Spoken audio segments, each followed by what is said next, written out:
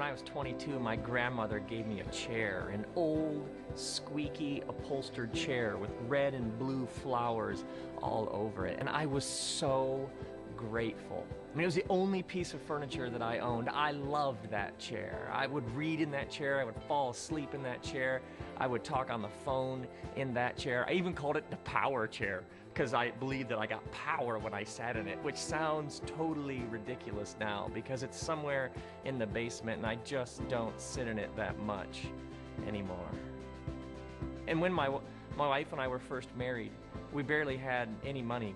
We had a tight budget. I distinctly remember we'd be out with a group of people and someone would say, let's go eat. And we would look at each other with this look like, are they paying? Because if they're not paying, then we can't go. We can't afford it. But if we stuck to our budget and we had no unexpected expenses, then we could afford to eat out once a month. I mean, I remember going to the restaurant and getting a table and ordering something, and we would savor every detail of the experience. I mean, so filled with gratitude for the gift of eating out, which now it's just not that big of a deal.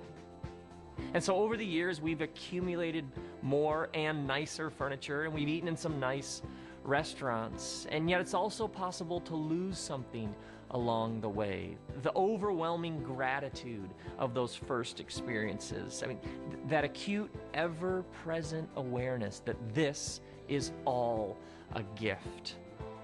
I was talking with some people who just returned from a trip overseas, and they could not stop talking about the people that they met, people that we would describe, as poor, and yet they were struck with how filled with joy and peace these people were. They said, at first they felt uncomfortable, because we have so much and they have so little, but after a while they started to wonder if in fact they weren't the ones who were actually poor.